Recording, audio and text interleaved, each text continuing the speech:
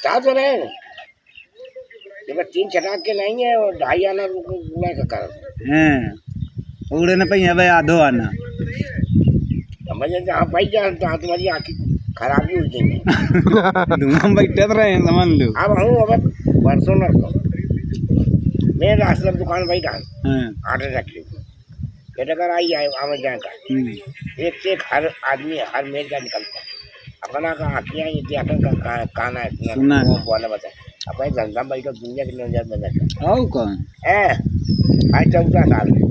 क्या करूँ प्राकृतिक है और कलयुग चल रहा है भाई घोरे कलयुग में उतरा है घोरे कलयुग में पैदे वे तो उतरा रहे हैं उतरा वाले के कारण अच्छे खा के टूट गए टूटी है उनके समय ही तो